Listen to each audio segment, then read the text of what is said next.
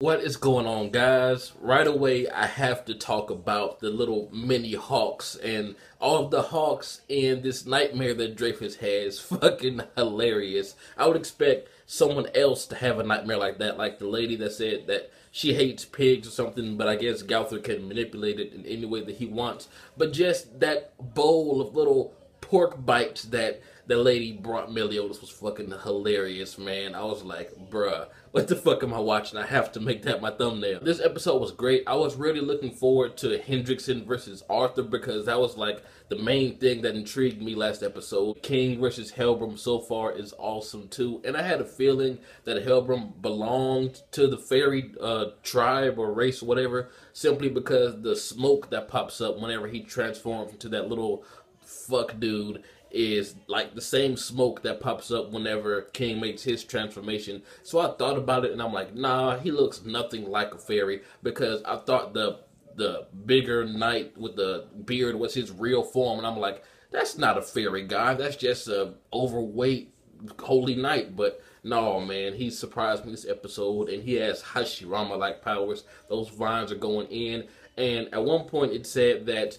King is not fighting at his full strength. He's using most of his power to protect Diane. So, with that being said, would he really get his ass whooped like this if he was going all out? Because the barrier didn't show up on Diane until the end, unless it was there the entire time, and it was invisible until something struck it. So, I don't know. But I hope Meliodas will come in and just whoop this dude's ass if he is too much for King. But Gowther is fucking awesome, man. That punch, just one punch, put a crater inside of Dreyfus's armor. I was like, damn, he should have punched him in the head like that. Maybe it would have flew off. But the nightmare that he had is kind of sad. I'm not sure if this actually happened or if it's just his subconscious screaming at him through this nightmare. But based on what I saw, it's telling me that he's been always jealous of his brother, but he still loved him at the same time, because everyone, including his own son, said he wants to be like his brother or his son's uncle, but not like him because his brother is stronger than he. And just his reaction to every time he heard that, when Meliodas said that, hey, I think you are better than your brother in some way, and he was like, what, really? So I think there was this jealousy thing going on when he found him dead.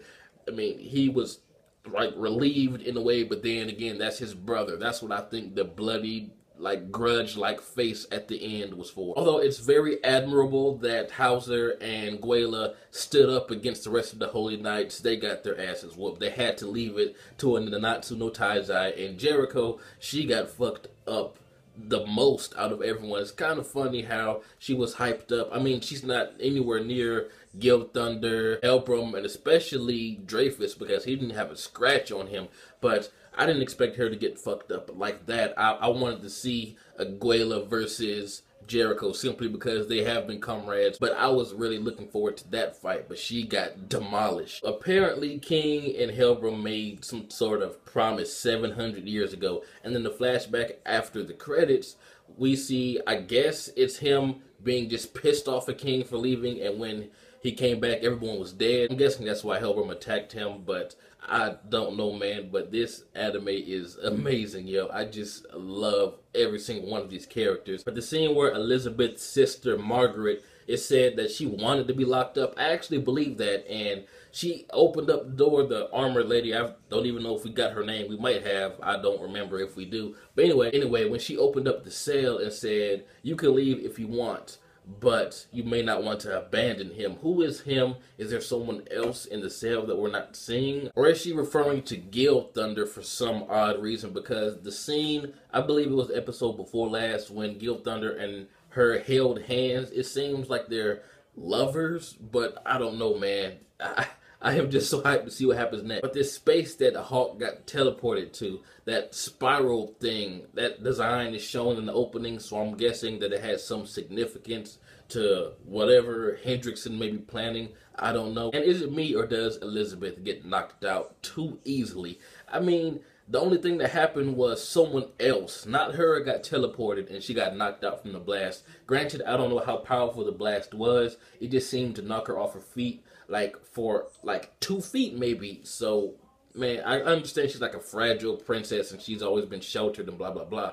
But come on. At first, I thought Helbram was an asshole just to be an asshole. But the fact that he says, he asks, have you ever seen someone you love die? Like, have you seen someone you care about perish right in front of your face? So I'm guessing he's referring to the massacre that happened when King wasn't there. So, I mean, I'm not saying that's a good enough reason to want to be an asshole like he is, but it gives me more of an understanding of why he's like this. But anyway, tell me what you guys thought about this awesome episode. What do you think is going to happen next? Personally, I believe that since Meliodas and Bond are right there, I think Meliodas is going to go for Elizabeth and Bond is going to go help out King or whatnot. But anyway, tell me what you guys think. This has been jbDAuchiha. Like, comment, subscribe, and I'm out.